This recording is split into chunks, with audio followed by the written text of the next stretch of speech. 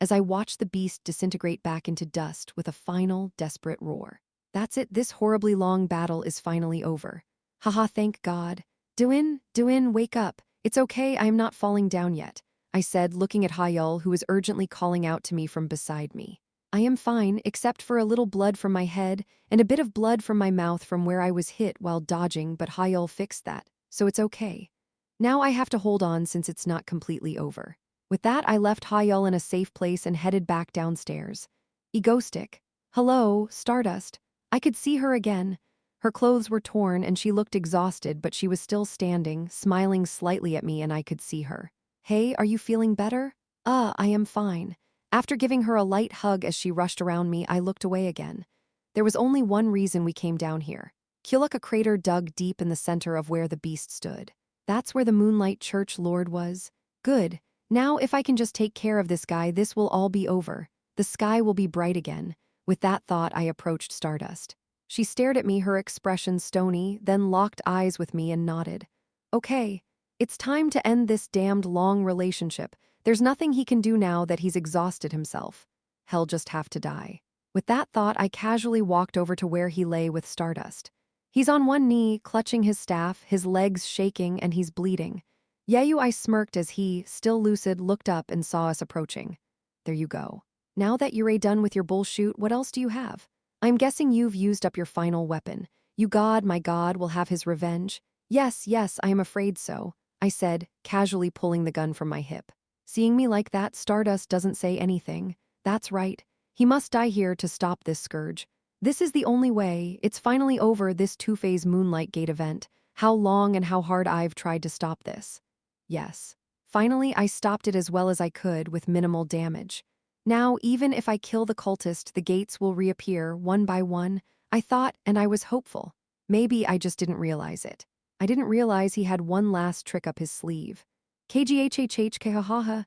As I loaded my gun, he suddenly laughed, despite the fact that he must have lost all his strength. His staff suddenly glowed, and he began to do something. You think I'm going to die alone? And in that moment, before I could react, the ground beneath me began to glow brightly, so I quickly teleported out of the way. Instead of me, a white portal appeared in Stardust place beside me.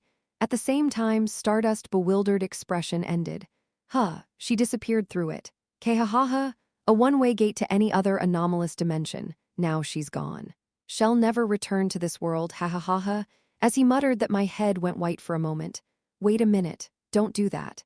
It's over, why is he doing this at the end? It never happened in the original. But there was no time to think about it. Okay, I have to save her. She's my hero. Dylan, hey, Egoistic, where are you going?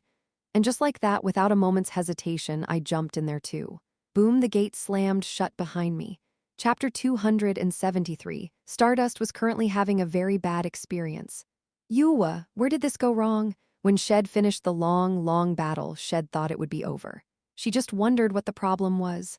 Letting her guard down at the end against the Moonlight Lord? No, it wasn't something that could be avoided by dodging. It was an attack that even her psychic senses couldn't predict. And this was the result. She was struck by a spur-of-the-moment attack that sent her tumbling through a gate. And so she was now, somewhere in the middle of nowhere, holding on to her frantically throbbing head, doing her best to keep her body from being thrown around. It felt like she was in a whirlpool. Finally she could feel the ground. Ha ha, ha ha. After a long moment of collecting herself, Stardust opened her eyes and looked ahead. What she saw was a world of ruins where everything had fallen apart. What is this? Stardust muttered, her voice trembling in spite of herself. An endless ghost town under a red sky.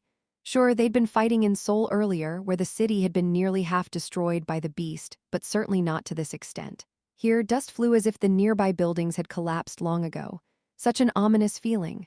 Ha! She took to the skies, dragging her tired body along, and flew for a while, searching for people or cities. After some time had passed and she had circled for quite a while, she had to admit nowhere, no sign of life, a world of ruined cities. She felt it in her gut. Is this a different world? She thought to herself. Judging from the words of the Moonlight Lord about manipulating dimensions, perhaps this is a world somewhere in another dimension that has been destroyed. She shook her head at the ominous thought. No, it could be a hallucination. No such nonsense could have happened.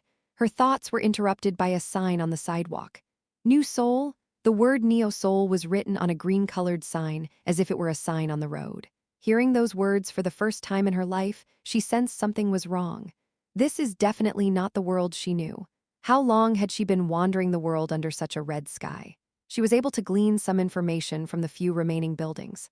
There was the problem that things like computers were already vandalized, and there was no electricity, so the best she could rely on were torn newspapers and books, but that didn't mean she didn't learn anything. First of all, the time in this world is a few years from now. In other words, it's quite some time in the future. Does that mean she traveled to the future? Is the future going to be this horrible? No, she didn't think so. Inside a half-collapsed building, in the ruins of what was once, presumably, a library, she sifted through the charred wreckage and found a few other bits of information. That this place was called New Seoul, not Seoul, as the sign outside said. And that this New Seoul was completed when, after the storm of the Moonlight Maiden destroyed Seoul, the capital was rebuilt by Lee Seola, the chairwoman of Useong Corporation. What the hell does that mean? Under a red sky, scarlet light streamed through the windows of collapsed buildings like a sunset. With a chilly breeze coming in through the cracks, she stood and looked down at the paper, pondered for a moment, and then muttered. Surely Seoul, then me Ghostic would have stopped it, yes. Moonlight Maiden, the dark-haired girl who wore a white shrine maiden's robe, the one she had taken with him. It was true that she had attacked Seoul with a pink storm that she, Shadow Walker, and Icicle had been unable to stop, but apparently, it was at that point that Ghostic appeared and convinced the Moonlight Maiden to go with him, and the city was safe. She also remembered him stroking her hair and telling her she did a good job. In any case, she remembers the Moonlight Maiden attack as vividly as if it had happened yesterday. That's why she couldn't understand what was written in this book. Seoul had apparently survived the attack unscathed, but now it was destroyed. What does that mean? Holding on to this nonsensical information doesn't tell her anything more, so she decided to go to another area and investigate further.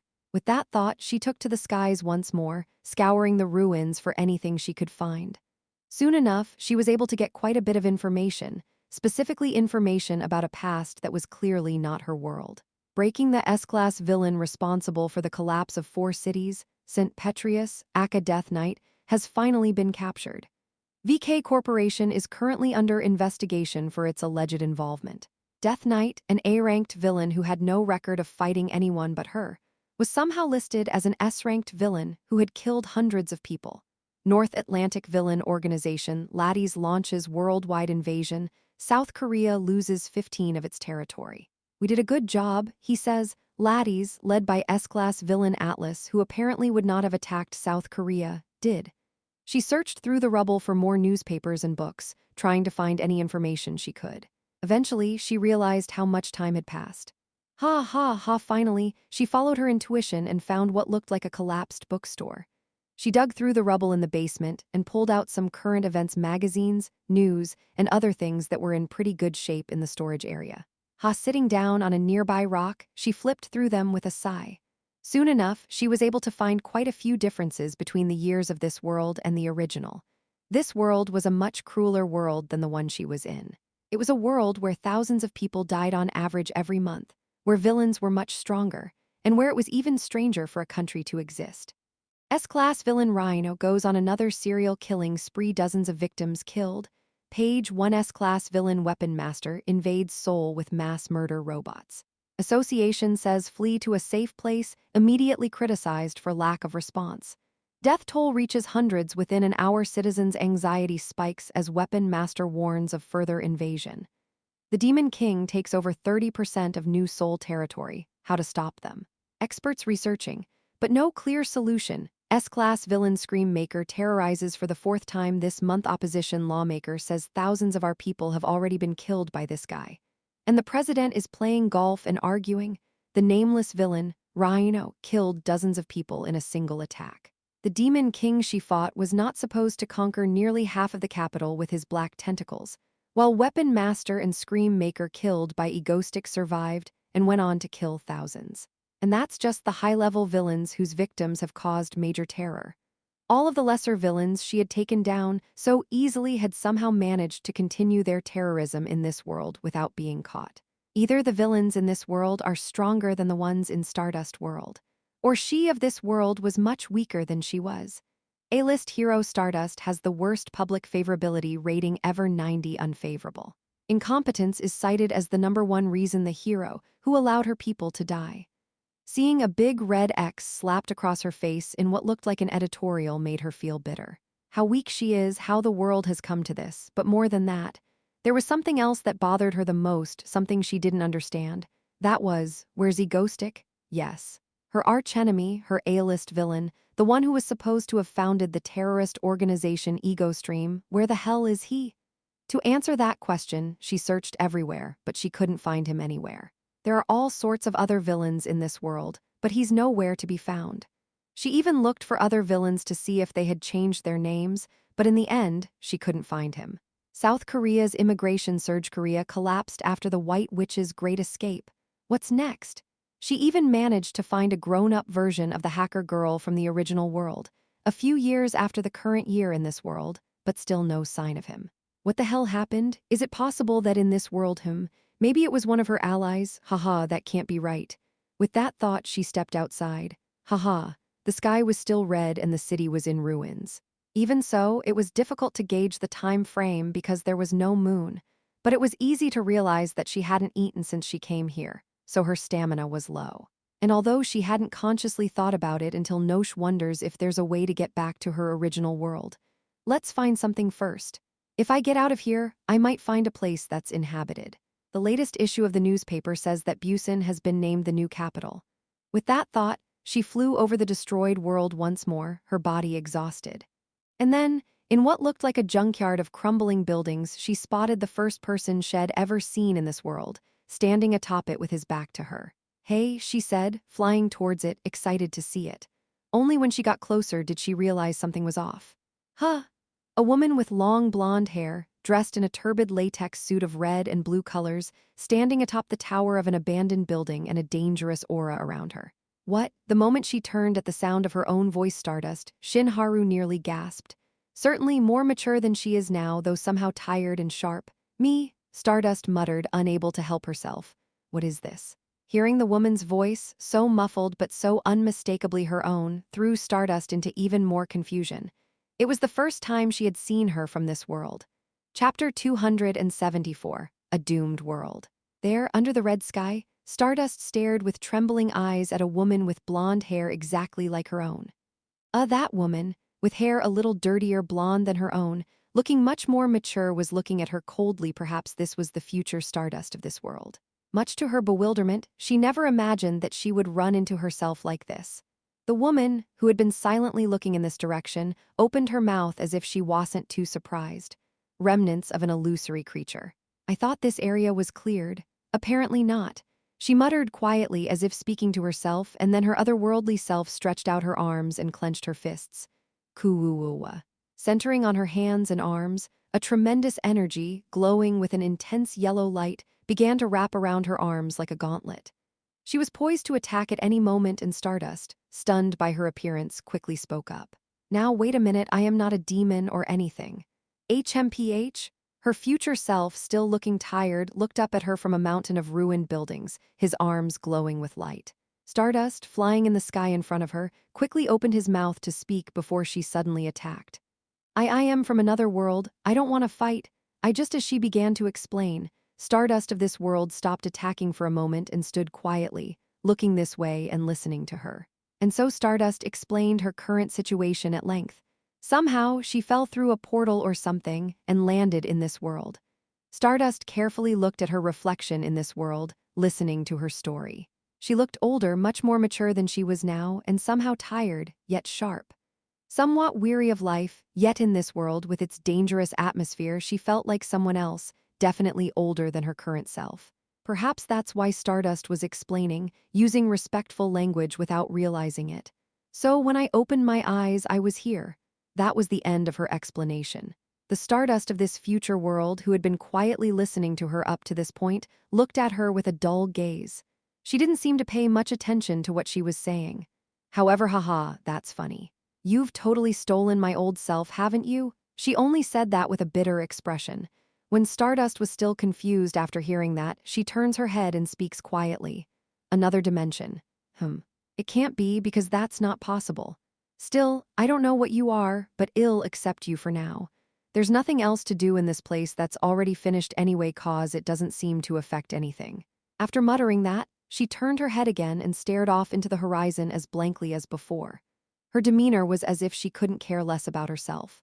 Stardust wondered for a moment if she was still hallucinating, but decided it was a good thing Shed said she'd take her in and not attack her anymore anyway.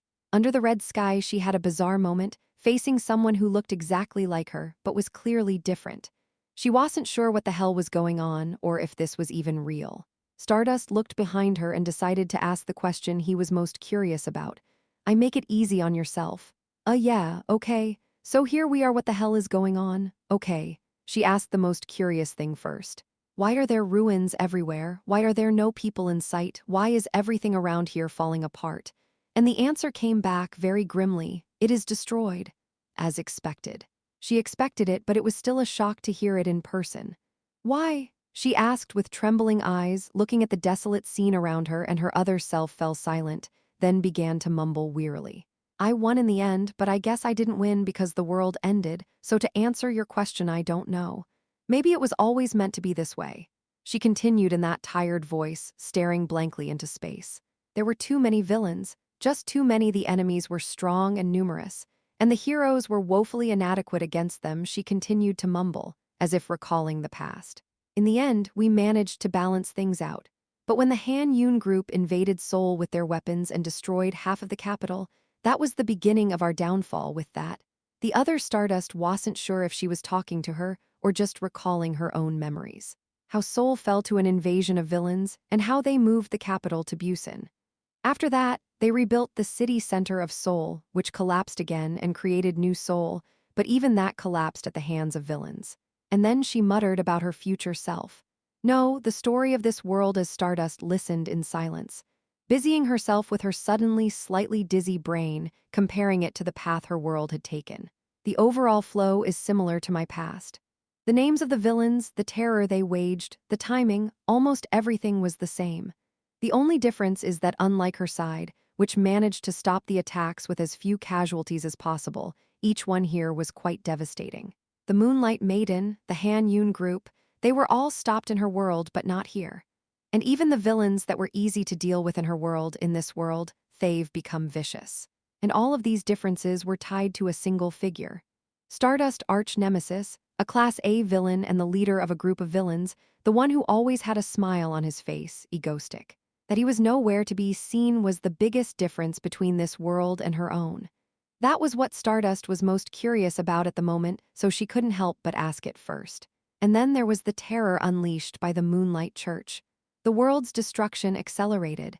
Gates opened all over the world, and the beasts continued to cross over for years. Cities were destroyed, people went underground, and not just our country, but almost every country wait. With her head in her hands, she interrupted her otherworldly self's rambling explanation. She had a strange, persistent headache and stomach churning since earlier, but she had to ask about something that seemed fundamentally connected to all of this, his presence. With that, Stardust took a quiet breath and then asked her, "Do you happen to know Egostic?" It wasn't in the records, but just in case, because the woman before her was her other self, she couldn't possibly not know him. With a vague hope, she asked, "No, who is that?" She frowned like she didn't know what she was talking about, and with that answer, Stardust finally realized the biggest difference between her world and this one. It was that there was no Egostic in this world. Wait. Feeling a little dizzy, she made that concession to her future self, then leaned her hand against a nearby rocky pile of bricks. That's right. There was no Egostic in this world. Her other self confirmed it, and perhaps, she guessed, that one difference changed the course of the world. The Han Yun group's giant weapon, captured by the Egostic, destroyed nearly half of Seoul and was unstoppable in this world. The Death Knight, which should have been by his side, fell into the wrong hands and was used to slaughter civilians. And then there was the terror of the Moonlight Maiden, a terror that was halted by Egostic, who intervened and welcomed her as an ally, but was ultimately unstoppable in this world, destroying all of Seoul before the Shrine Maiden was finally killed by herself from this world. As a result, the capital was changed to Busan, and new Seoul was created from the ruins. Rhino, Weapon Master, Scream Maker, and others those he had privately sanctioned survived in this world and went on to become mass murderers, killing hundreds. And the White Witch, whom he welcomed as an ally, South Silver, Atlas, and others were also people who, without him, would have led the country to near destruction. In other words, there was only one reason why her world was so peaceful. Because of Egostic, Stardust, still dizzy from earlier, grabbed the railing and staggered back. "Hey, you wait." The Stardust of this world, who had been watching her silently, stiffened for a moment before asking, "What's wrong with you?" "Huh. Why is my body?" Stardust looked down, startled. Her body looked like a noisy television screen, was crackling in places and strangely refracted as if another dimension was pulling her in. What's going on?" Stardust asked, realizing for the first time that this was the reason for her dizziness. "Wait. You're not I guess that's what it is, haha." The moment the otherworldly self said that, looking at her like that once again, her body was surrounded by white light, just like when she first stepped through the portal. "I don't know what it is, but well, maybe it'll give ya what you say, though." And that was the last she saw of herself in this world, still grave but with a slight smile on her face. Stardust consciousness plunged back into the dizzying confines of space, while Stardust was talking to her otherworldly self. I, who had chased after Stardust, who had disappeared into a strange dimensional gate created by the Moonlight Lord, was swimming in a strange space of consciousness, trying to stay alive. Chapter 275. Dylan, what's wrong, Seo-yoon? This happened a long time ago. I was working on my laptop in the living room, and Seo-yoon was lying on the couch with her legs on my lap, reading a comic book. "Do you know about parallel universes?" "Parallel universes? I've heard of them. Why, no, you know the parallel universe theory where there are other dimensions of Earth." Seo-yoon explained that she had read about it in a comic book. When I heard that and realized that I was actually from another dimension, if not a parallel universe. She closed the book, looked in my direction, smirked, and said, "So, somewhere in this world, there's a world where Dylan is younger than me and I am his older sister. It's a world where Dylan is calling me big sister." She said that to herself with excitement. She was just describing Han Seo-yoon from a parallel universe who was over 170 years old, and I could only shake my head and say, No, I don't think that world exists." "What? Why, it could be." I had a hard time explaining to Seo-yoon, who was stomping her feet in exasperation at my words. "Anyway, the bottom line is that it looks like Earth, but the rest of the world is completely different. In other words, even if there was a normal Earth I was on, or a monster-infested moonlight dimension, I don't think there's a parallel world that's only slightly different from this one. The timeline in this world is clearly one. At first, I vaguely wondered if there were, but the more I learned about this world, the more I realized it. Yeah. Anyway, I suddenly remembered playing with Seo-yoon. I was following Stardust, who had disappeared into thin air after a surprise attack by the Moonlight Lord into a strange portal. I thought to myself as I fell into the swirling weightlessness of the dimensional flow, blindfolded. Where the hell is this? And then there was a flash of white light in front of me and I blacked out. Oh my God, I don't know how much time passed. Realizing that I was lying on the ground somewhere, I somehow managed to pick myself up off the ground, holding on to my sticky head. At least I am somewhere. But where the hell did I fall? I staggered to my feet and opened my eyes. In front of me, was nothing but white everywhere. What is that? I muttered to myself as I looked at the scene. It was a strange space with a flat white floor that stretched endlessly. I was stunned by the strange world as if it was not the real world. Yurei, awake. From behind me, I suddenly heard a man's voice. When I turned around with that thought, what did I see? It was a man with long black hair down to his waist, dressed in white silk with a sculpted face. Dressed in something that resembled a shrine maiden's robe, he sat in front of a wooden table. I looked at the mysterious man who had a serene expression and I couldn't help but ask, "Who are you?" At my words, he put down his brush with a small sigh. Finally, the man looked back in my direction and his red eyes met mine. I shook my head at the strange sensation I felt for a moment as he opened his mouth quietly and spoke to me. The moon god, his voice echoed through the white space. Yeah, puzzled, I could only repeat after him. This was my first encounter with a god of this world. A mysterious, silk-clad man with long black hair identified himself as the moon god. Seeing the confusion on my face, he sighed and opened his mouth again. Well, haha, I am just waking up too, and I am a bit disoriented. I was in a deep sleep and was startled awake by the sensation of dimensional barriers breaking down. He rose to his feet and looked down at me with an intricate gaze before continuing. It's been millennia since I've spoken to a human. Anyway, when I woke up, you were caught in a dimensional rift, and I rescued you, child of the stars. Anyway, he paused, thought for a moment, and then spoke. I have sealed the hole in the dimensional wall, and while my powers have weakened and I was unable to do it all at once, the hole that connects your world to mine should close over time. Thank you. No need to thank me. You did what you had to do. Anyway, he looked down at me in silence again after saying that, but then he opened his mouth to speak and turned his head to me. No good can come of a mortal lingering in this divine space, so you'd better get back quickly. I will make way for you and then, wait. He looked down, momentarily intrigued by my words. I swallowed hard in front of him. A god, the noon god. In the original story, he was only mentioned in name, but never appeared. There was only a mention of him in the 3 discrete names, as a god of knowledge who oversaw magic and dimensions. As such, I knew very little about him. I already knew that the gods were human, but the existence of the moon god was unknown. All I knew is that he has severed ties with the mortal world, and he is not seen until the end of the original story. Are you sure you don't intend to get involved in the affairs of mortals? So I asked him that question. Of the 3 gods who exist in this world, he is the least present, though he did bring the study of magic to humans, but even that has long since been overshadowed by superpowers. Unlike the other 2 gods who cared about humans, this one was truly indifferent. I didn't even see him in the original. He was silent for a moment at my question. Then, looking at me again in silence, he spoke. I had already concluded long ago that I would no longer be involved in the human world. Not that I can any more, given the restrictions. Is that so? Yes. He was silent for a moment, then said, "Of course, that doesn't mean I want your world to end." He added at the end then, smiling slightly at me, he said, "And child of the stars, I thought you were doing a good enough job already." I was momentarily at a loss for words to respond to him. No, how does he know what I did? He said he just woke up. Whether or not he knew what I was thinking, he continued. Still, I'll help you as much as I can. I didn't know if those posing as my followers would connect the dimension of the monsters I created for my experiments to the world. So I'll do my best to prevent that and strengthen the dimensional barriers. Understood. I decided to leave it at that. After all, just realizing that the moon god wasn't an enemy after all was a harvest of its own. And somehow, he was sending me a favorable attitude. Any more and it will be dangerous. I think it's time to go.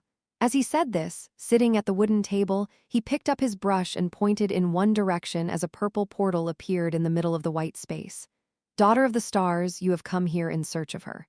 I have linked you to where she is, so head there. I see, thank you, I said and pulled myself up.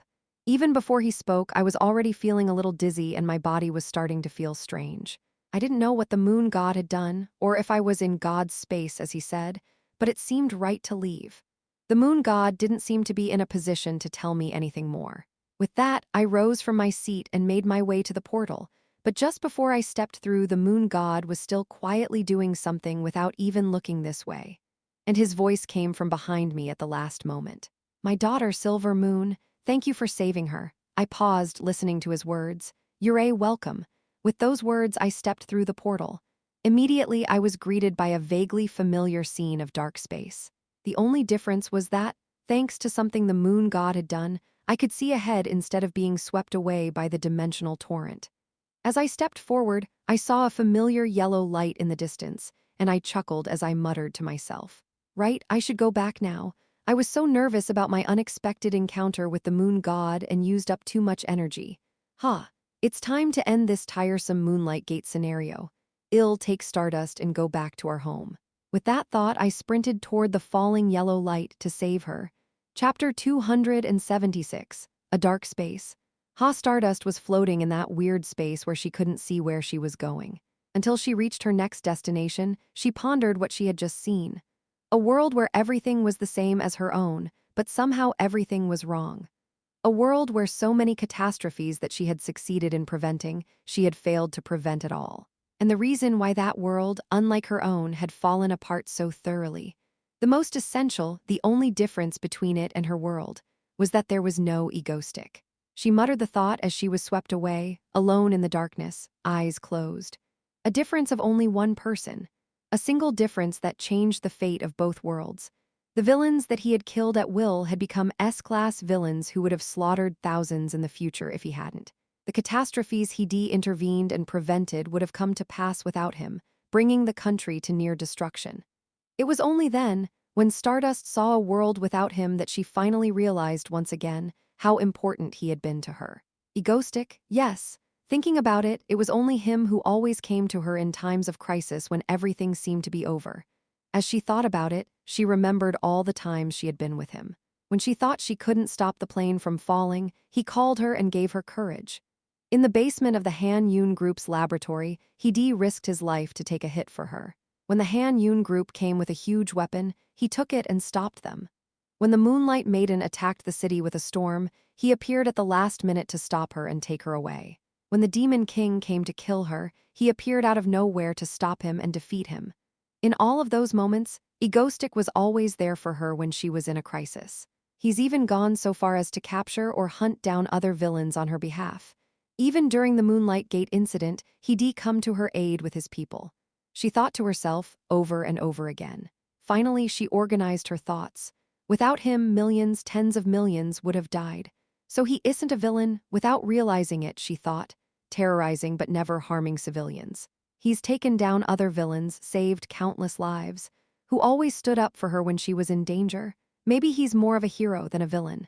As she thought about it, she wandered through this strange space. So where do I go from here? I like the idea of thinking about Egoistic, but I'm not sure I can even get back to where he is. I hope I can go back and won't be stuck in this strange space forever. That's what Stardust imagined, but at that moment she saw a familiar face. Yes, the reason why she was still alive, unlike her otherworldly self, that was it. It was always because in moments like this one he had reached out to her. I've relied on him a lot in my life. She thought to herself with a self-deprecating smile. Why hadn't she realized it before? Why had she always thought so negatively about him? And then, at the last moment, she remembered the face of Egoistic. But I can't help it. All these years, when I think of this, when I hope in vain, as if to prove it's not vain. As if to insist that I believe in myself because he always appeared before me, smiling brightly, and I couldn't hate him even if I wanted to. In his presence, I felt safe. I miss you. And the moment she thought that, H-walk suddenly before her eyes, a white light burst forth. Startled by the suddenness of the situation, she opened her eyes and what appeared in front of her was, "Haha, Stardust, what are you doing here?" Wearing a black hat with a white mask covering half of his face, wrapped in a black cloak and smirking. She remembered it and missed. "I'm here to save you, Stardust," her own villain. Her own arch-nemesis floating above the blackness, reaching out to her. It was Egoistic. Seeing him like that, Stardust thought, dazed. "You've come again for me." Once again, it was always him, opening his hand to her in her hour of need. Seeing him smile like that, she thought to herself, how could I not like you? How could I not like you? Whether he knew her thoughts or not, Egoistic, still smiling, held out his hand to her. Stardust, let's go home now. To our home? And looking at him like that, she smiled, unable to help herself, and offered him her hand.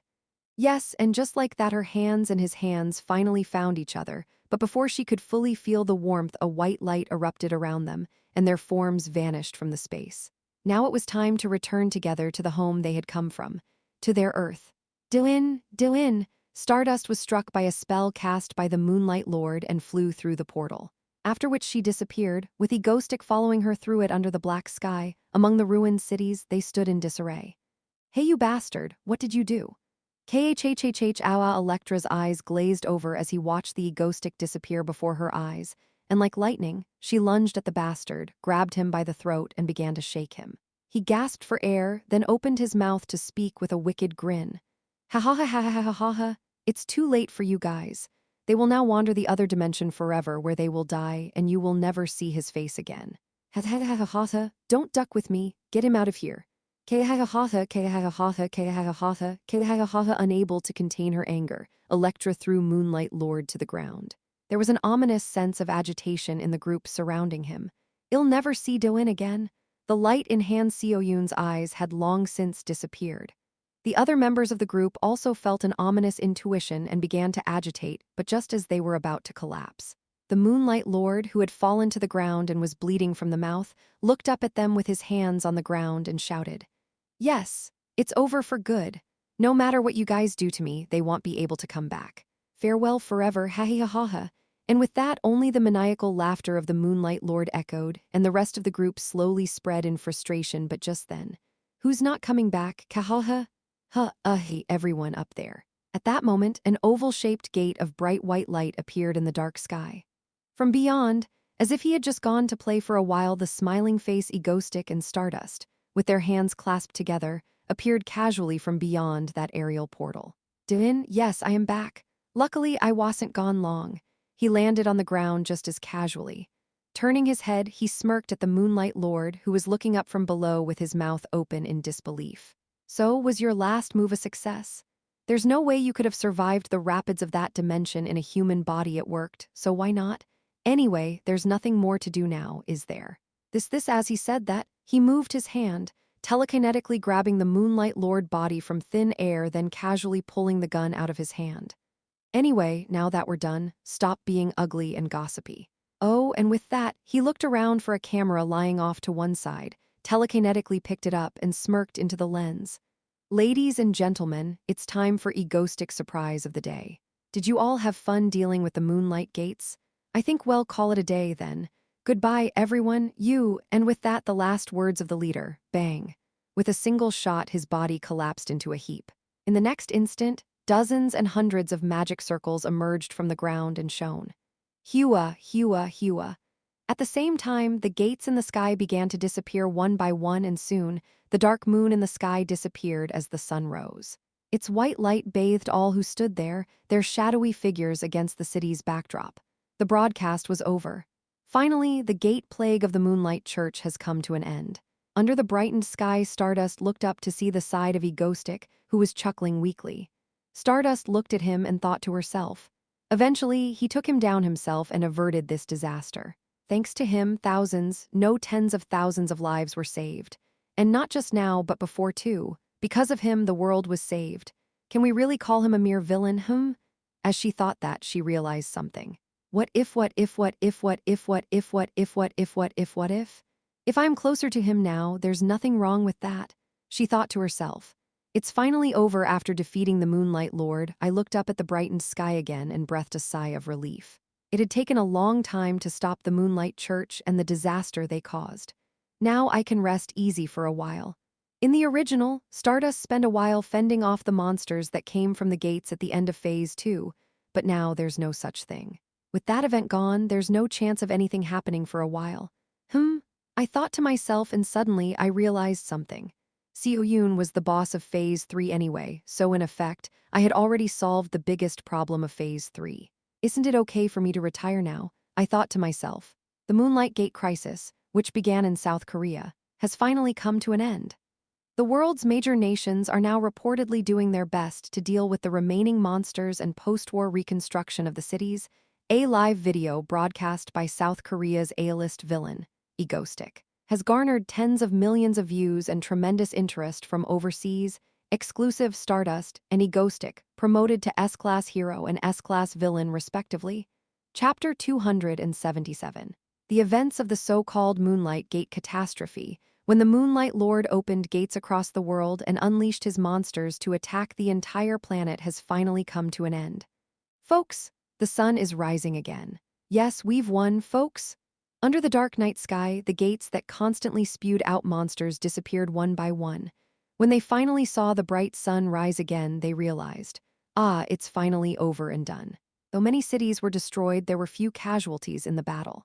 Unlike the original, where everything eventually collapsed, the world was still standing. A triumphant victory, as heroes and villains, civilians and governments alike, united to drive back the invaders in a global catastrophe unlike anything the world had ever seen. Though the nations of the world would be scrambling for some time after the battle to clean up the aftermath and rebuild their shattered cities, the survivors had survived, and the experts knew the damage would be short-lived. With the gates gone and the monsters mostly cleared out, it was just a matter of repairing the damage. After the catastrophe was over and things had settled down a bit, people were looking for answers as to how it all ended, and then they saw a video. It was a recording of a broadcast that was watched by millions of people around the world, in real time. Hello, everyone, it's Egostic. A villain in a black hat and a white mask called Egostic was broadcasting from South Korea, home of the Moonlight Church. He smiles and says, "Hell, stop it," then fearlessly heads to a black, ominous-looking tower. "It's a simple story, we reversed the gates you made." He made his way to the tower, manipulated the gates, and saved the world from an onslaught of monsters. Finally, he confronted the Moonlight Lord who caused this disaster, surviving an onslaught of a monster so huge that blocked out the sky, and even a dimensional attack. Yet how could you, in your human form, survive the rapids of that dimension? Well, it worked, so why not? What else is there to do? Ladies and gentlemen, today's Egostic surprise. That's it for dealing with the Moonlight Gate. Did you enjoy it? Yeah, I think we're going to call it a day. Bye, everyone. Bang, the video ended with the Moonlight Lord, who had caused all of this, being defeated, and the bright sun rising behind him to dispel the darkness. Do you know Egostic? Replied 2463. Do you know Egostic? He had become the center of global conversation. His name is constantly popping up in broadcasts and communities everywhere. And Egostic, who is receiving the world's attention like that? The grapes are delicious. Dylan, would you like another one? Oh, yes, thank you. I was relaxing at home. I am tired. After we finally suppressed the terror of the Moonlight Church, we fled together, while everyone was still in a daze, and returned home. And I've been recuperating in the mansion since that day. Luck perhaps because I burned my body this time. I used all my teleportation and telekinesis powers to the limit. I was in a bad shape. However, thanks to Hyul Heals and Seoyun's fatigue recovery device, I am feeling quite a bit better now. I was still mostly in bed, but my body was fine. Dylan, give me some grapes too. Here. Ouch. I put one grape in the mouth of Seoyun, who was smiling while lying next to me, and I put the other one in my mouth too. After stopping the Moonlight Gate catastrophe, which I had been preparing to deal with for years, I concluded one thing. It's time to take a break. Maybe it's because I've made the PMCS, entered Cathedral, met with the association leader, and made a fuss to stop this. But when I finally stopped it, I felt like a student who passed the SAT and got into college.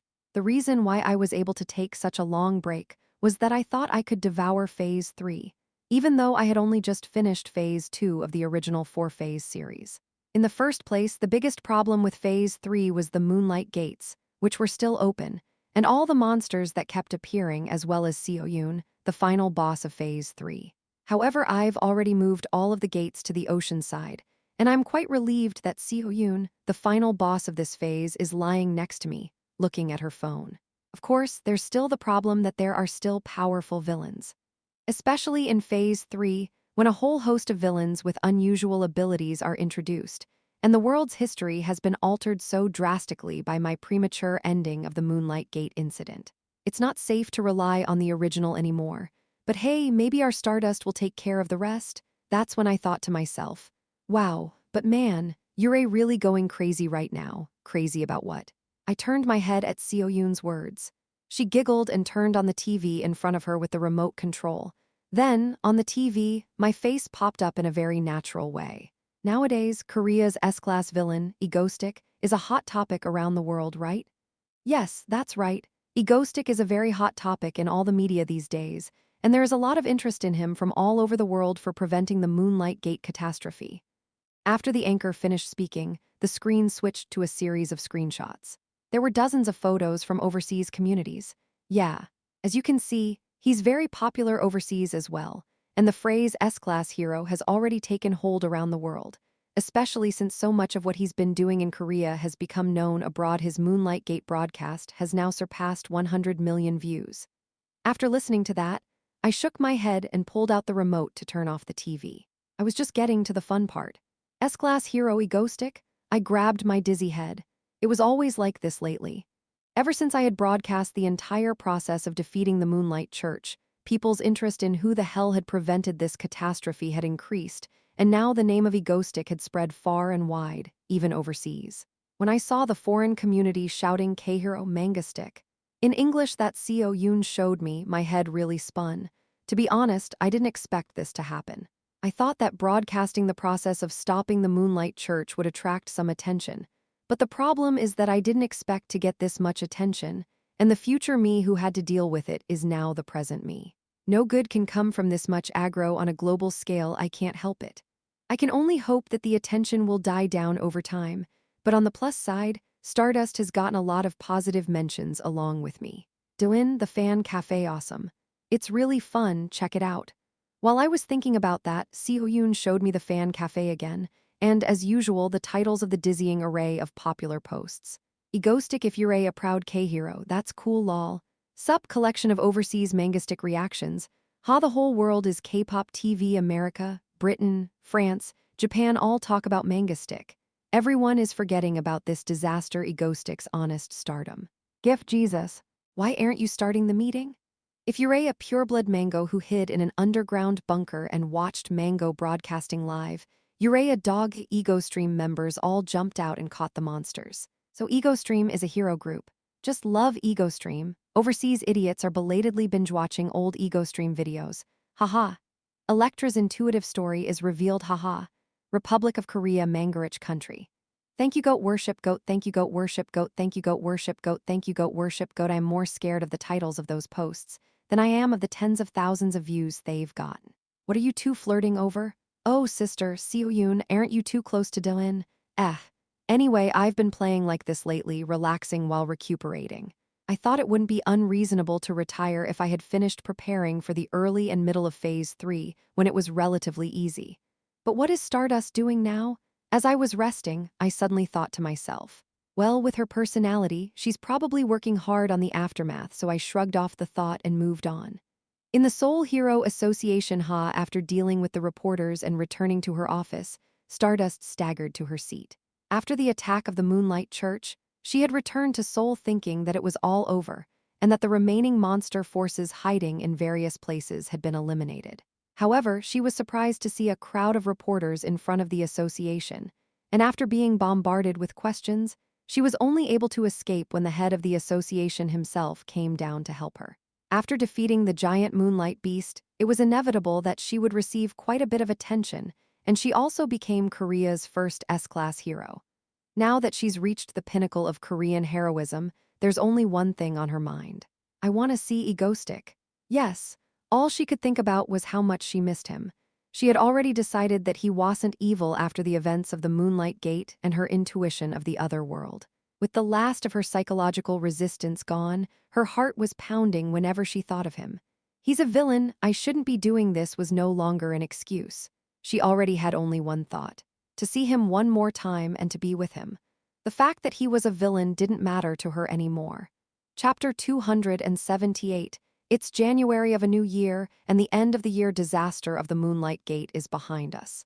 For almost a month now, South Korea has been stabilizing very quickly, despite the fact that the damage was more severe than elsewhere. Our goal at Yuseong Group is firstly the stability of Korea, and secondly the stability of Korea.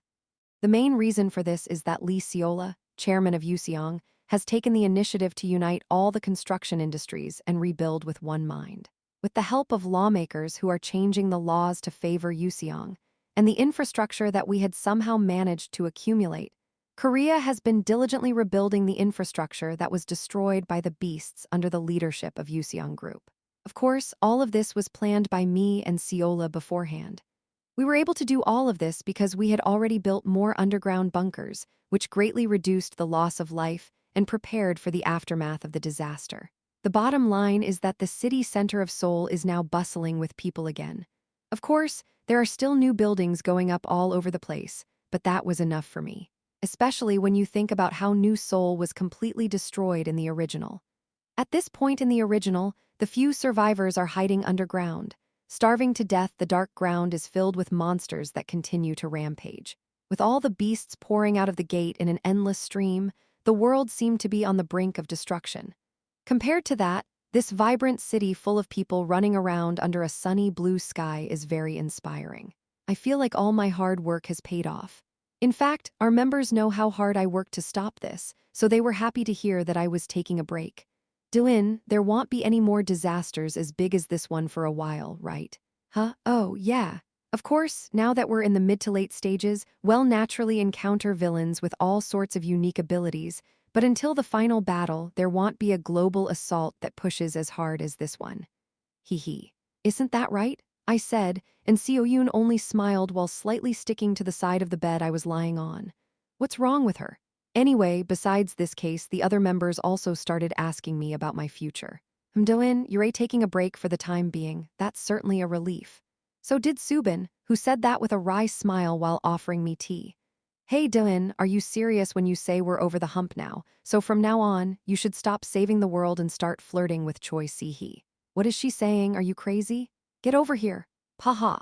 What we had a meeting the other day save Doin. Choi Si-hee also twisted her hair and asked something similar, but just as she was about to say something, Seo Yi-young, who had interrupted her, turned red and angrily dragged her away. I don't know what it was, but it's still nice to see them getting along. Anyway, besides the four of them, Ha-yeol also came over to ask about it, so it's clear that everyone is very interested in taking a break. That's practically everyone except Yoonwoo, Dazik, and Shinryong, so I am done. Oh, and Yoonwoo. Yoonwoo, are you feeling okay? Of course. I'm fine, Doin. Please take care of your body first. Yoonwoo, who had collapsed after manipulating the magic of the gates, woke up the next day after the battle was over. When she woke up, she was quite relieved to be told that the Moonlight Lord had fallen and the Moonlight Church had been destroyed. Still, she had pushed herself too hard and would not be able to use magic for a while, so she needed to rest.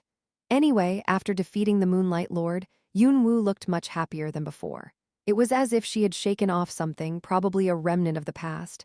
I could only stroke her silently. Doin, yes. Do you need to talk to someone? No, I don't.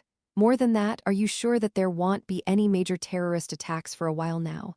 Why does everyone want to know that so badly? Was the Moonlight Gate that traumatizing? Anyway, after that night when they all came to my room, the dawn came. I was alone in my room, sitting at my desk, silently thinking. Yep. It looks like I'll be taking a break for a while. First of all, there are quite a few dangerous villains left, so I don't think I'll be able to retire right away. Phase 3 is when you start to see villains with all sorts of unique abilities. Y'all find everything from guys who can roll dice and manipulate their luck based on the numbers on the dice to the weirdest of the weird. There's also the possibility that there will be some I don't recognize, especially since I averted the catastrophe. However, I can stop being a villain after a while if I am comfortable with the progress. After all, it's the final boss that counts. I thought to myself as I looked up at the starry sky outside the window. I think it's a miracle I am still alive. Honestly, I wouldn't mind dying at any time. Especially when I was stabbed by monsters in the basement of the Han Yoon group, or when a missile was fired at me. I had many experiences of actually stepping on the threshold of death, but somehow, I've managed to survive. Still, I wonder how long this luck can last. I sometimes wonder about that at night, especially when I think about the final battle.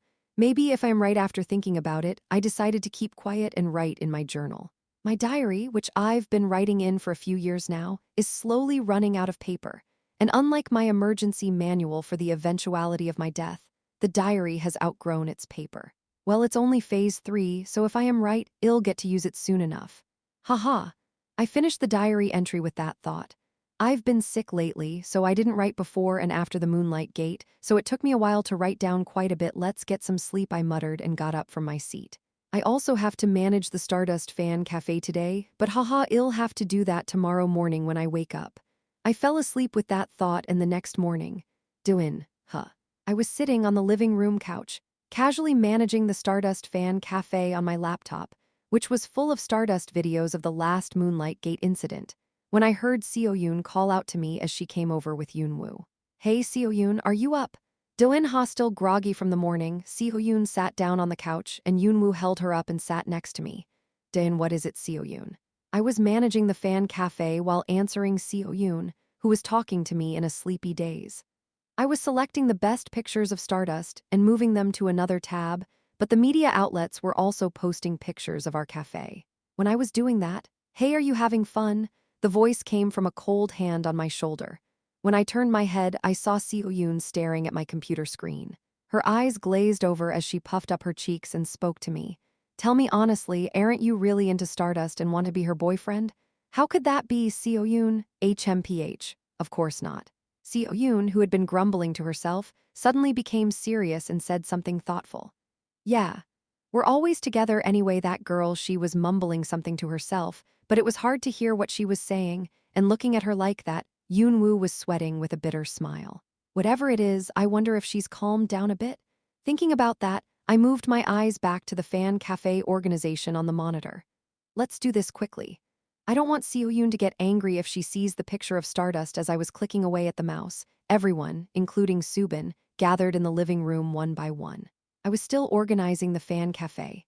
And while I was organizing the pictures of Stardust, I remembered that there was a villain who caused terrorism right after the Moonlight Gate, but my thoughts were interrupted because Seo-yoon, who was muttering to herself, suddenly stood up and shouted, "Din, we're going to an amusement park together. Amusement park?" While I was wondering what Seo-yoon was talking about, Subin, who was putting down the fruit on the table, smiled slightly. An amusement park? Sounds good.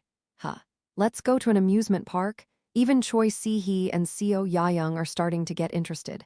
Just like that, it was decided that we would go to the amusement park the next day. Well, okay. It's nice to go to an amusement park. That's right, Dylan, you should start the official EgoStream SNS that we've been putting on hold. Seo-yoon said with a wide smile. I told her to do whatever she wants. Yeah, as long as she's happy. Hee. Y'all never be able to do that with her. However, it was a little scary to see her muttering to herself. Hero Association. Sitting there, the S-Class hero Stardust paused her work as she suddenly had a bad feeling. She feels like she's being ostracized, but it's probably just a mood thing. Chapter 279. The people of this world have a strong mentality.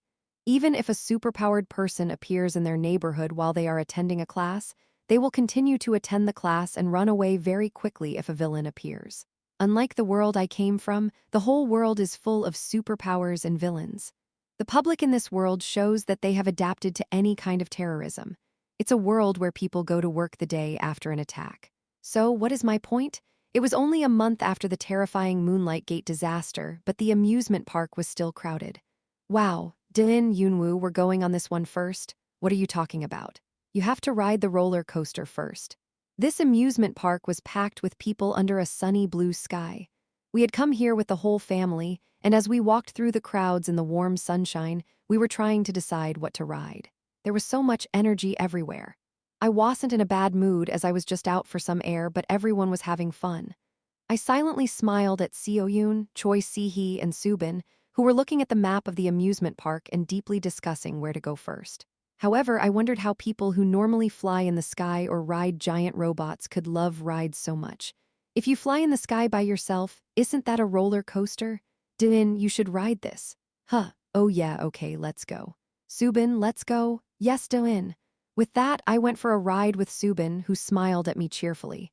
At least there weren't too many people, so the line was shorter than I expected and we got in quickly. I waited in line for a few minutes while chatting with the other members. Hey, Dylan, try this. Hey, look at this. Dian, are you cold? Do you want me to put a spell on you? I shook my head no to Yoonwoo whispering in my ear. Oh, and there was one problem with standing like this. I am attracting too many stares. Of course, we've all cast a spell that prevents people from recognizing us, but it's hard not to notice people with yellow, silver, and purple hair standing together. Some of them look at me strangely, but I don't know why. Anyway, the line finally cleared and we were able to get on the ride. I sat next to Seo-yoon on the ride and we rode. Well, it was fun. It was kind of funny that the villains were playing together like this, mingling with the general public, but what the heck? I guess it's okay if they don't get caught, right? Come on, let's go on that one next, okay. Guys, can we go a little slower? I was dragged around like that, enjoying the amusement park. Everyone had good stamina. Haha, Hugh Seo-yoon, I'm going to take a break. You guys go play with yourselves. What? There's no such thing. We should play together?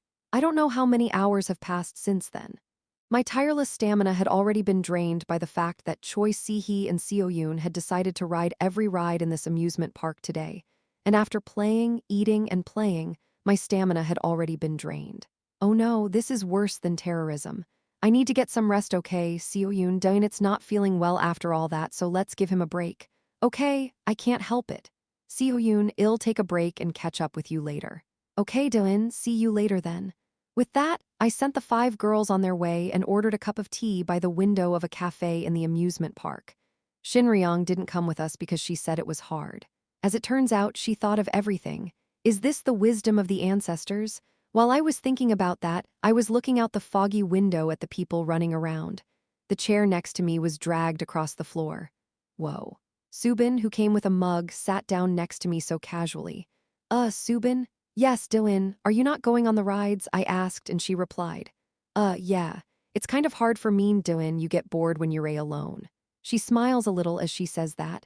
I always thought that Subin was a really nice person, and as I chatted with her, time passed quickly. I recovered some of my strength and joined everyone. Okay, since Dayan said he can't go on the rides, let's go there. Where? The haunted house. And so our next destination became a haunted house. We have a ghost in our house too, he's called Death Knight. Death is in his name, although he sleeps in my ring. Anyway, our next stop was a haunted house. Since we couldn't all go in together, we split into 2 teams. I went with Seo-yoon and Subin with Yoonwal. The staff guided us into a pitch-black room where we could barely see each other's faces with the help of a flashlight. It was a very scary atmosphere, as we could not see a single thing in the darkness, and this thing looked so big from the outside, I am suddenly a little worried about Choi Si-hee and Seo Ya-young. Aren't they going to freak out and attack the ghost? Dylan, aren't you scared? Meanwhile, Seo-yoon grabbed my right arm with both hands and said that she was scared, but her face was smiling like she was having fun. She doesn't believe in superstitions because she's an engineer. Dazik will be sad if he sees her Yoonwoo is also looking scared. But she's practiced magic. So she's not scared by a ghost, or maybe she's used to communicating with spirits because she's a shaman. As for Subin, she hadn't spoken since she came here, but she still looked calm. Probably. Doin, the concept here must be an abandoned house. Look at the detailed woodwork underneath. It's a skeleton, it's so scary. Seo-yoon shouldn't say something like that while smiling so that it's more convincing. Seo-yoon still had my hands restrained and were almost hugging now. More than that, when Seo-yoon was mimicking her screams earlier, it seems that Subin slightly flinched and lifted her shoulders. I continued to walk, relying on the light of my flashlight, and finally. The first ghost appeared out of nowhere from beyond the closet. A woman dressed in a white robe like Yoonwoo's, with her hands clasped in front of her and her black hair hanging down, was running toward us. Seeing that, Seo-yoon was very surprised and ran in the opposite direction while screaming. This situation is too funny. I thought my heart was falling a little, but I decided to keep it a secret. I thought the closet was a mock-up, but why would it really open? We fled in the direction of the kindly arrow, only to pause when we realized that the ghost, or rather, the part-time student dressed as a ghost, was no longer chasing us. Wow, Dylan, it's scary but fun, keep going. Seo-yoon was now saying that with her eyes shining while Yoonwoo was smiling quietly too, since just seeing Seo-yoon's excitement made happy. Be careful, the further back we go, the scarier it gets, and you know you can't throw bombs at ghosts, right? Heh. I am fine then, you know you're not supposed to use magic, right? I smirked as the 2 girls walked forward, chatting happily like that. Well, at least they seem to be having fun. So this is the 20-something who can giggle at the mere rolling of a fallen leaf. Subin, let's go. I said and looked back at Subin. Yes, let's go. Subin replied to my words hesitantly, and her expression was, Subin, are you okay? What? Oh, I am perfectly fine, Dylan, come on. She was smiling, but her face had somehow lost some of its color. She also seems to be breaking out in a cold sweat. Maybe she's scared. She doesn't seem to want to admit it, though, as she tells me she's fine and urges me to move on. This Subin was a bit different, I see. Let's go together for now. I followed her into the depths of the haunted house. Kaya, my leg, give me my leg. More and more ghosts appeared, and since this was another paid attraction in an amusement park, there were a lot of them. At first, I was stunned, but I got used to it, and now I felt like applauding the part-timers for their dedication. Seo Yoon and Yoonwoo were already excited and disappeared to the front. I doin, huh. This was the fourth ghost Id encountered, and Subin, who was quietly coming from behind, called out to me, then she grabbed me by the collar. Come with me, as she said that she was slightly crying. Oh, she must have been very scared. Okay, let's go together. I answered her with a wide smile, then walked beside her, closer than before. With Subin holding onto my collar with one hand, even though I was embarrassed and the tips of my ears were red. But the more I enjoy something, the more I have a bad feeling about it, but I guess it's just my mood. At that time, Stardust was drumming her fingers on her desk, agitated by something. Something ominous. Something made her realize she had to act. Chapter 280. After a day at the amusement park, I continued to relax. Honestly, I could have taken a month or two off waiting for the world to lose interest in me in the meantime. Of course, I don't know if it has yet. What would have happened if it wasn't for the ego stick? The Moonlight Gate terror that nearly destroyed the world at the end of last year. Photo of the city of Seoul in ruins. If you walk outside of Seoul right now, you'll see new buildings going up all over the place, but what would have happened if there was no ego stick? First of all, everything is still ducked up. I can't write like this. It was Egostick who found and defeated the Moonlight Lord who caused the disaster, and it was Egostick who stopped the monsters with the Ego Stream. The Moonlight Maiden moved all the gates to the sea. So Moonlight Maiden, if she hasn't been in the Mango family since the beginning, Wed be ducked. I am sure Wed'd still be in that basement watching the monsters roam around above. Stardust would been gone. Did you see how Moonlight Lord just opened a portal and sent Stardust away? The camera was off, so you can't hear exactly what was said. But if you listen to what he said afterward, right before he died, he just sent Stardust somewhere she'll never come back. But then, when Egostick runs in and saves her, he has a brain freeze.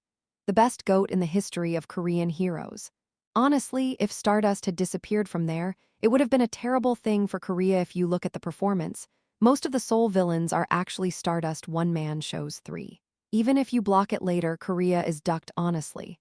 Because my countryman, Egostick, blocked this as quickly as possible, even overseas, the Mangostick praise atmosphere and the Mango Nation members increased, and there was nothing to say. If he couldn't stop it, the scale of damage would have increased, and there is no way that South Korea would have been free from the theory of responsibility law. How the hell do you manage the people? I am 100 saying it's easy. It was a terrorist attack in Korea in the first place, so the scale of damage is also twice as big as other countries, but if it got to that point. Conclusion, photo of Egostick flapping his cape with his back turned, just love it and y'all be fine. Korea is just a mango holding country. Recommend 87 for non-recommend 11 comment. I really don't say this, but he's is a goat. Mangostick. Mangostick. Mangostick. Mangostick. Mangostick. Mangostick. Mangostick. Mangostick. Mangostick. Mangostick. Mangostick. Mangostick. I am a member of the Stardust group, but I agree. But didn't Stardust do well this time? Honestly, if it weren't for Stardust, they would never have caught that giant monster. Lol. It's just that we are now the golden generation of Korea's talent pool. Ha ha ha ha. S-class talents: Stardust on the left, Egostick on the right, along with Ego Stream and Shadow Walker. My heart is filled with grandeur. Stardust and Egostick have chemistry and foreign countries see them as a love story. Honestly, this terrorist attack was well prevented by the association. The sirens sounded like crazy from the start of the gates, so they put everyone in the underground bunkers and saved everyone. There is a 99% chance that they were also informed by Mangostick. Egostick broadcasting, without me, would have cost me half my life. Gaines lifetime anti-scam writes ha ha ha ha ha. After a quick glance at the enthusiastic community response, I sighed. The problem with this post is this isn't even my fan cave. It's just an anti in a random com. Well, it's not really that important. I decided to let it go. It already raised Stardust, stopped the Moonlight Church, and joined Cathedral as a villain. It wasn't about the masses anymore. A few terrorist attacks would quickly turn the tide against me. Maybe. As I thought about it, I suddenly remembered the pain in my head. Sorry, backer, I think I need to take some time to think for a while. I remembered that the woman who hosted the anti-ghostic broadcast I'd bought had contacted me to say she was having doubts and was taking a break from the show. Before I could convince her otherwise, she apologized and took a dive, saying she was sorry. She'll be back, right? I guess it won't matter, though, I muttered as I leaned back on the couch, crossed my legs, and sipped my tea. The truth is, I was just being made out to be a big deal by a conspiracy of national TV networks and a few journalists, and it was no different in other countries. As I told Cathedral, other world-class villainous organizations helped the heroes stop this catastrophe. So actually, by that logic, you're all heroes, you're all accomplices. You can try to tell me I am not a villain, but you can't argue with me because you're just as guilty as I am. Yeah. In the first place, people tend to put villains on a pedestal. Villains are people. Do you know why the vast majority of villains in this world commit acts of terrorism? It's either because they want attention, they're crazed killers, or they want to take over the world, or all three. All of these things are possible only if the world is alive and well, which means that our villains don't want the world to be destroyed by others. In other words, even if any other villain had been in my position, they would have stopped the Moonlight Church without hesitation, so I had no shame at all. But Dylan, what? Since they were all so enthusiastic about stopping it in the first place, isn't it rather conscience-free to not want people to praise you? There were already a lot of people who liked you. After hearing my words, Seo Yoon said that as if she was genuinely curious. Well, that's not the point, I said as I drank another cup of tea. The important thing is that we averted a terrible disaster, and after that, we can just let the little things go. I've been thinking lately, and so I took quite a break for a while. To the point where I was thinking, is it okay to rest like this? Shouldn't I be doing something? I am still a villain, I should be doing something. Well, I am starting to think about the big retirement plan and planning my next attack. Just when I was starting to think about it, something happened. Yes, breaking news. An unidentified villain is currently terrorizing the people of this city, and the association will be dispatching Stardust soon. The citizens are advised to stay away. A few months after the catastrophe, as the buildings were slowly going back up and society was stabilizing, the villains who had been waiting for the right time to strike again appeared. I was on a terrorist vacation, so I took a break, but I am sure other villains didn't. As a result, terrorism began to increase once again, even more so than in the original. The problem is that quite a few of the villains would have been eaten by the monsters in the original are alive now, so I kept a close eye on these villains. But they were all weak, and in the face of our Stardust Fist. So when I heard about the terrorist attack on TV, I wasn't too impressed. Just another extra villain one, I thought. Yeah, that's what I thought. Wait, until I saw his outfit on the broadcast. Wait, that's him. Quickly realizing the situation, I jumped to my feet and grabbed my cloak and mask. Huh, where are you going? Seo Yi-young, who was lying next to me eating a snack, asked as I changed into my costume. I am going to stop him. It looks like I am going to have to step up to the plate. Gimmicky villains like that are more than what Stardust can handle. Phew, I guess that's the end of my break. Yeah. I've rested long enough, so I need to get back to work.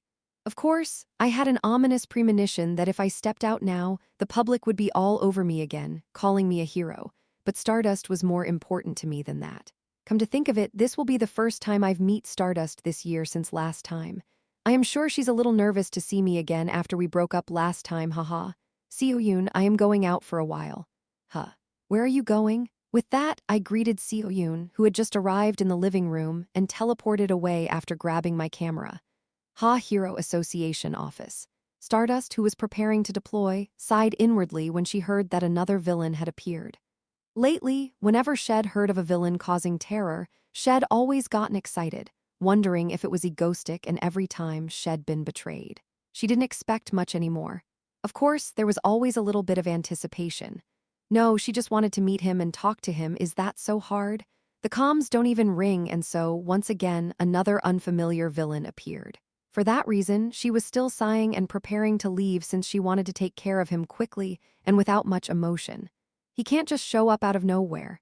Little did Stardust know when she set out with such vain hopes. She didn't realize that today was her chance to meet the person Shed been looking for. Chapter 281, An Open Sky. Above the city, sunlight glinting and reflecting off the glass of several new buildings. Stardust was looking down, her expression impassive. Huh! Feeling her blonde hair whip around in the breeze, she searched for the villain below, and there, on the other side of the city, was someone in a rather odd outfit that must be the villain responsible for this latest attack. With that simple thought, she flew downward, kicking the air as she went. Then she heard her voice. Hiya, Hiya, are you afraid of me? As she said that, the villain was attacking in all directions with the strange mechanical arms on her body.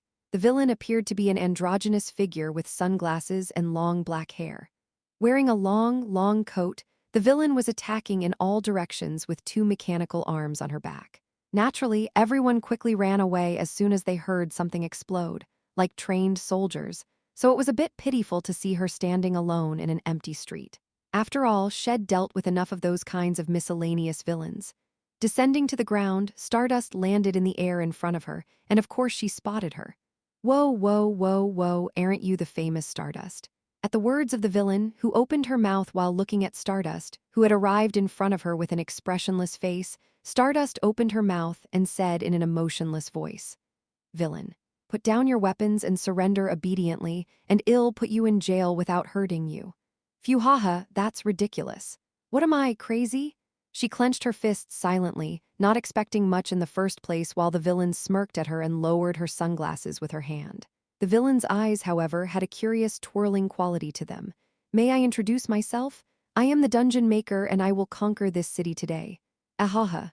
Ha. Stardust sighed as she watched the woman laugh as she wielded her mechanical arm. All the villains she met lately have been this crazy. No, they're a crazy because they're a villains. She wondered why she never gets to see a Ghostic, but only these villains. It didn't matter who it was. They'd all go down fair and square with a single punch from her.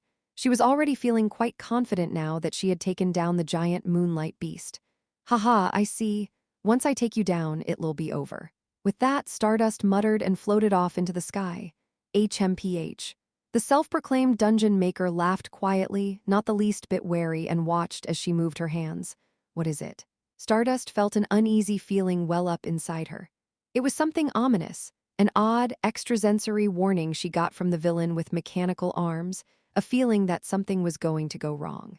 Stardust instinctively knew this wasn't going to be easy, as her heroic instincts had almost always been right on the money. There was nothing more she could do now, but with that ominous sensation riding up her back, Stardust steeled herself, forcing herself to calm down. "I can't help it now, I must fight. I don't know what the hell she is or why I have this ominous feeling." Finally, she swallowed hard, tensing her fists and emitting a yellow glow. The villain, Dungeon Maker, also now had her hand up, about to do something. It was one of those moments that made Stardust tense up. "Haha, I see you've already decided to have some fun without me." Above the quiet street, with the two of them facing each other, a man's voice rang out, a voice that sounded all too familiar to her. "Huh? HMPH?" At the sound of the voice, the two who had been confronting each other looked up, and there, on the roof of a nearby low-rise building, a man stood smiling, with a mask on his face. She'd been waiting and waiting, but she hadn't expected to see him today. Egostic? It was the figure of her arch-nemesis. Despite his sudden appearance, Stardust couldn't help but stare up at him blankly. Why are you here?" His sudden, unexpected entrance made her body relax. That's right, the moment she saw him, she felt a strange feeling for a hero to feel when he's in the middle of a confrontation with a villain and another villain bursts in. It was a relief, and a little. No, actually, a lot. Much more than she realized. This world is ducked. That's what I've been thinking since the day I fell here. It's probably because the original is a wreck, but whatever. A prime example of this is the villain's abilities. Admittedly, up until the first phase, the portrait abilities were still pretty simple. Stardust, for example, was simply strong, flying, teleporting, and so on. Those with more than one ability, like Stardust, were basically A-grade. Teleporter that teleports, Crocodile Man who turns into a giant crocodile man, or Electra who uses lightning. How simple. But in Phase 2, when all the villains start getting S-class powers, things start to get complicated. Considering Yunwu uses magic, which is a completely different system from superpowers, I am done. Seo Yi-young and the other villains I've faced all have crazy abilities. And now, Phase 3. This is when the villains' abilities are at their worst. There are villains with all sorts of crazy abilities. Naturally, they're a creative in their harassment of Stardust. And there's a lot of talk among readers at this point about how much they miss Phase 1 villains, and Phase 2 villains of course. Then, in the great jailbreak event at the end of Phase 3, all of the previous Phase villains came out and went on a rampage, proving once again that they were just as powerful with simple abilities. It's only natural that a villain with a simple punch-the-sky ability would be stronger than one with a complicated explanation anyway. My point is this. There are some upcoming villains that Stardust won't be able to take down unless she knows what type of ability they're using. I don't care how strong Stardust is, it's impossible. And that brings us to the villain I just saw on TV, Dungeon Maker, one of the 3 makers of the villainous coalition formed by Scream Maker. I found our Scream Maker and took care of him, but I couldn't find the Dungeon Maker, however she showed up on her own. In any case, she's a gimmicky boss, meaning she's hard to deal with if you don't know how to play her. In fact, Stardust almost dies the first time she faces her in the original. Of course, the original Stardust was always going to die, but that's one thing and this is another. So here I was, standing on a rooftop above a mall building, giggling and looking down at the woman confronting Stardust. Ha, thank goodness I am not too late. Any later and she would have been in trouble. Of course, in all my haste, I didn't forget my camera. In times like this, sneaking around without a camera is more suspicious. Foe. King God General Empire meet 100 manga stick mouth gal gal gal gal gal gal gal. I've been waiting for a villain like you. I've been waiting for a villain like you. I've been waiting for a villain like you. I've been waiting for a villain like you. I've been waiting for a villain like you. I've been waiting for a villain like you. This is Ducking Yas, the Mango Dancers, who came running with a huge grin on their faces as soon as it was broadcast. Are a bunch of dogs, the first broadcast after achieving real S-Class heroic egoistic S-Class lol. God, I have been waiting for you, I am serving you, God, this is it, this is it, this is it, this is it, this is it, Mango. You're here to help Stardust again? Type ego Stardust if you think these two should confess and get together sooner rather than later. Haha, the whole world is Mango Star, even egoistic is Mango Star. The chat window was instantly ruined. There were too many foreigners, so even though I excluded all chats except for Korean, it was a chat window that went down so fast that I couldn't read it. Maybe I should ask Seo Yoon to put in a slowdown feature. Anyway, that's not the point right now. Huh, egoistic? I giggled as I watched Stardust say that, her eyes widening in surprise as she looked at me. Yeah, I am glad she's okay. And then, whoa, who is this, the famous egoistic? The woman with the sunglasses and mechanical arm standing in front of her, Dungeon Maker, also looked up in my direction, smiled, and said so. I didn't like her. Her concept overlaps with mine. I smirked at that woman and opened my mouth. Haha, hello, I heard someone was harassing my arch nemesis in my front yard, so I came to check it out, and it turned out to be you. Ahaha. I don't know why this city is your front yard, but yes, I am sorry to hear that I've caused you trouble as a junior villain. Can I call you dear from now on? Haha, no, I accepted her words with a forced smile. She's even crazier than I thought, but that's because she's so confident in her abilities. By the way, I see Stardust down there talking to me and her, and all of a sudden her eyes narrow, and she starts to stare. I better do something fast. Just as I was thinking that. Well, now that I think about it, maybe taking out that famous S-Class couple will boost my reputation. Dungeon Maker actions were faster. That's right, senior, why don't you become a sacrifice for a junior? With those words. Kung. The surroundings, which had changed in an instant, suddenly turned dark. Keys out of thin air, countless, tiny, white, blocky things, so many that they blocked out the sky, popped up in a line so suddenly and began to fly toward us. Oh yeah, it's happening. Huh. The moment I flew over to Stardust, who was panicking at the sight faster than anyone else, and hugged her from behind. Stardust, will you excuse me for a moment? Okay, wait. She stammered, her face flushed with embarrassment at my sudden approach. All around us, the white boxes heated up, and just like that, we were transported into the labyrinth made by Dungeon Maker's unique ability. Chapter 282. Dungeon Maker is a mid-boss level villain who appears in the latter half of Phase 3, and as is typical for a late-issue villain, she has a bizarre ability. Her ability can be summarized in one word. She can trap her opponents in an interdimensional world using white bricks. In short, she can create a world of her own, a power that makes me dizzy just thinking about it. Well, it was actually a particularly bizarre ability for a villain from Phase 3 who was full of dizzying abilities. The size of the space it can create is limited, so it's not exactly a deadly ability, but still. Anyway, that's how Dungeon Maker created a labyrinth in this space, and called it a dungeon. Her primary use of her power was to exile unspecified numbers of people to these dungeons, and she was particularly notorious for trapping heroes and tormenting them with devices inside.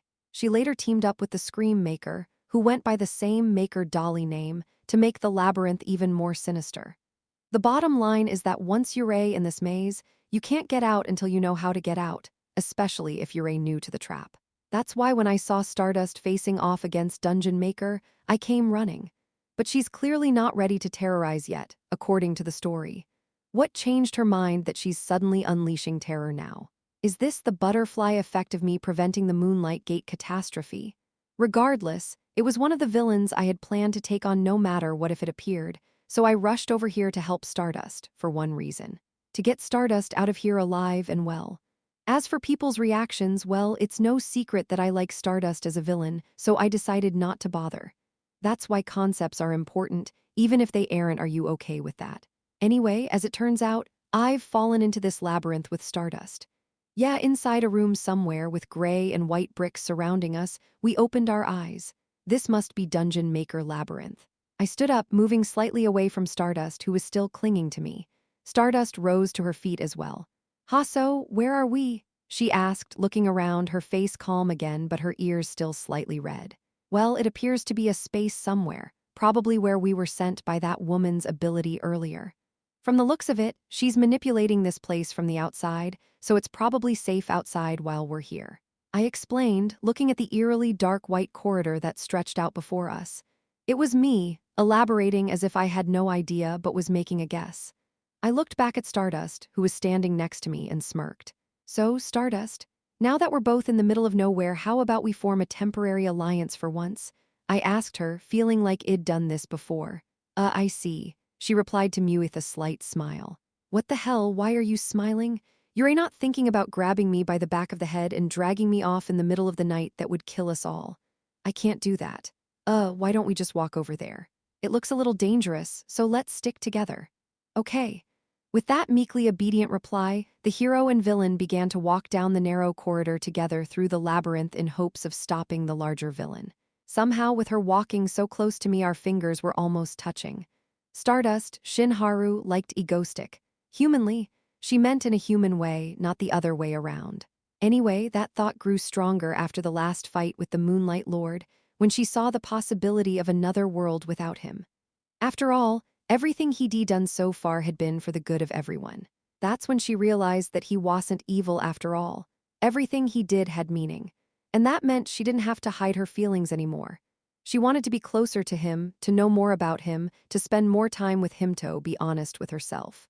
It's a hero's duty to know more about the villain they're in charge of, and she wasn't going to miss this opportunity. Seeing as how my teleportation doesn't work anywhere else, this world must be a specially constructed space. We walk through the narrow corridors of this strange white maze, made by a villain named Dungeon Maker. But Stardust was focusing on other things than the horror of being trapped in a labyrinth by a villain.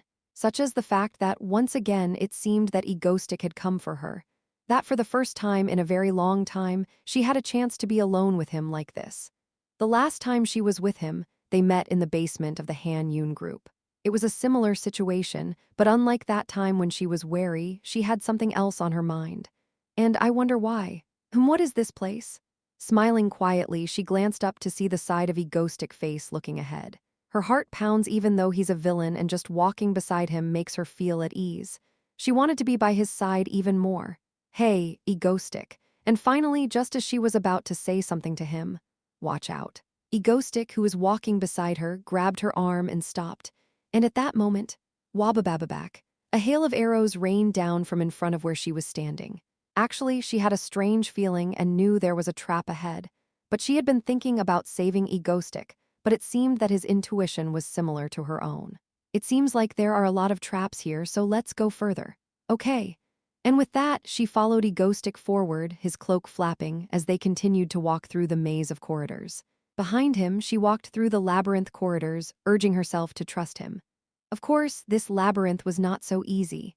It wasn't just that it kept changing shape, it was also filled with all sorts of bizarre contraptions, like a giant spider jumping out of nowhere and spikes coming out of the walls.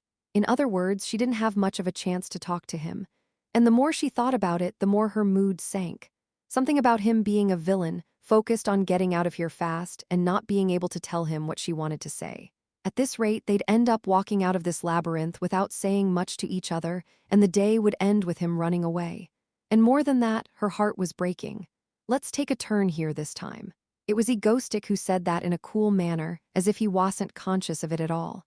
No, I mean, it's obvious, but it felt a little weird, like she was the only one who cared about him. That's why Stardust was unwittingly annoyed with him. If he could just look this way, he'd see what's going on. As she continued to build up those nervous feelings, they walked briskly until they came to a dead end and a wooden door. Let's go this way. With that, they opened the door and went inside.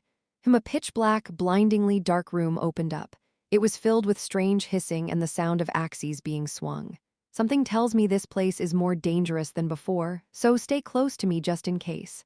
Yeah, before entering the dark corridor, Stardust suddenly thought to herself, isn't this my chance? Now that Egoistic doesn't care about her at all, what would he do if she approached him first? She was already slightly delirious from her constant, unspoken companionship with him, so she decided to do something drastic, something she wouldn't have done in her right mind.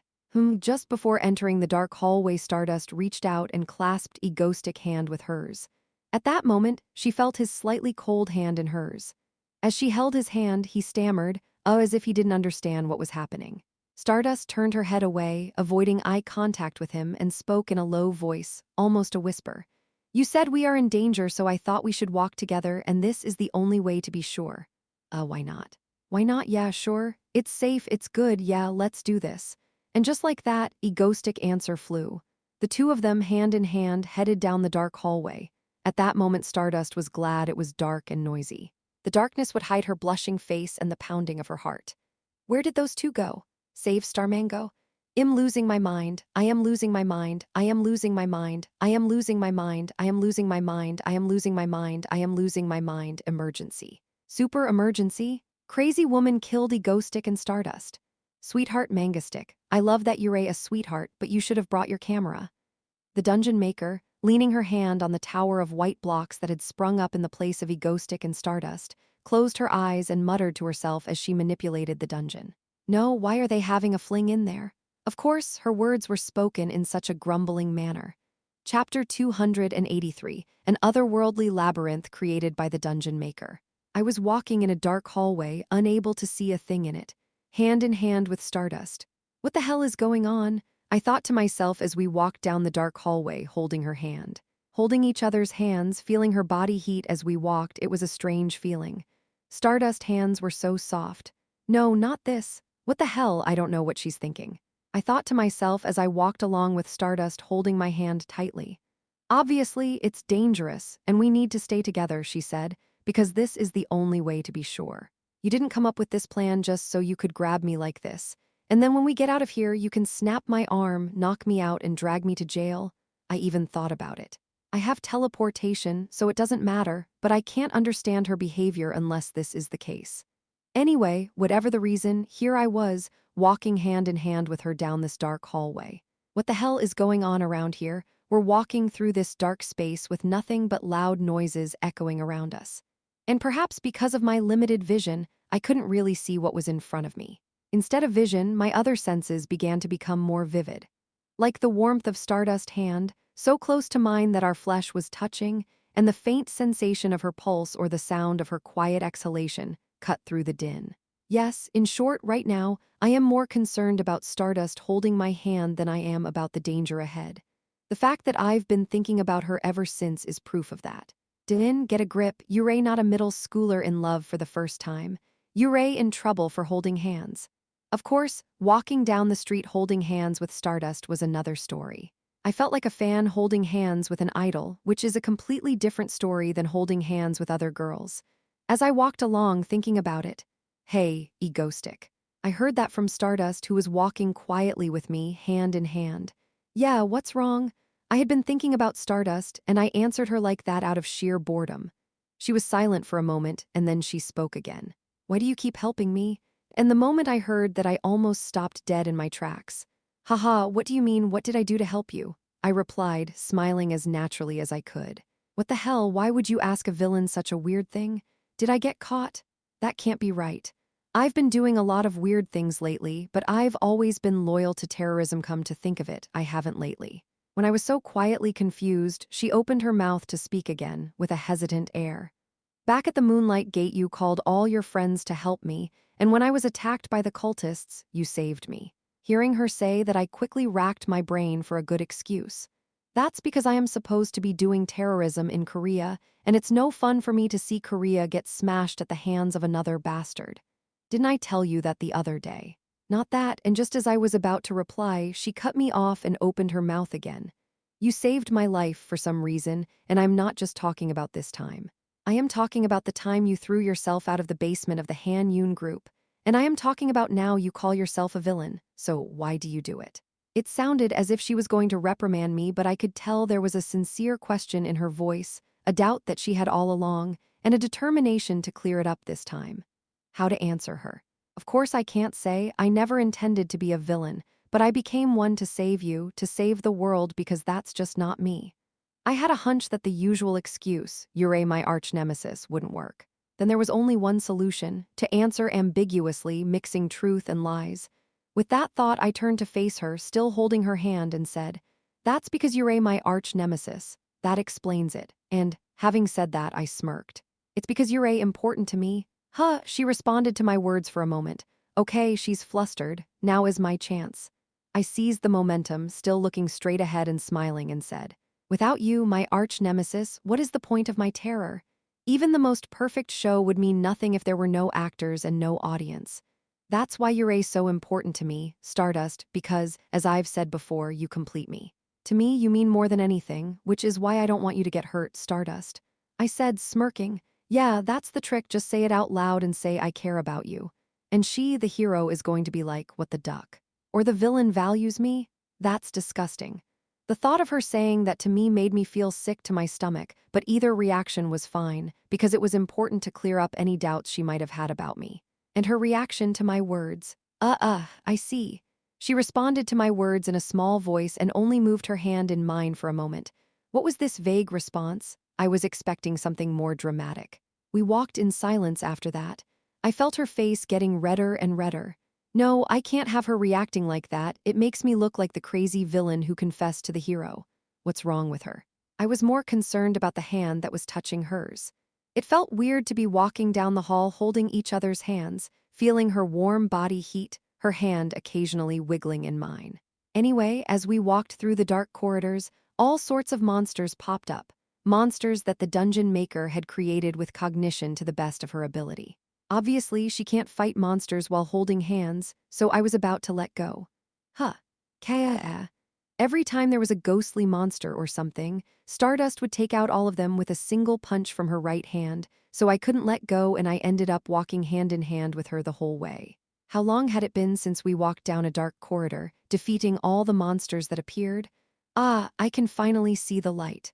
Finally, at the end of the corridor, we could see an open door with a white light coming from the outside. That meant it was the last room. Shall we go in? Yeah, and so, finally we entered a bright room with white light everywhere. The first thing I noticed upon entering was Stardust's face, right next to mine. And her face, to me, seemed to be quite calm. Am I the only one who's overreacting? With that thought, I coughed and spoke to her. Well, this place seems safe for now. With that, I was finally able to let go of her hand. For some reason, when I let go at the end, she didn't seem to want to let go of me, but I guess that's just me feeling bad. What is this room for? Anyway, that's what Stardust said, looking around. Bang. The door we came through was slammed shut by a white door that came down from nowhere. We were now trapped in a small room, and at that moment, an electronic board started flashing on the wall in front of us. I knew it from the original. It was the final room Dungeon Maker prepared for 2 or more people that entered the labyrinth. It's called the Kill or Be Killed room. The reason why her labyrinth seems strangely lackluster is because she poured all of her power into this final chamber.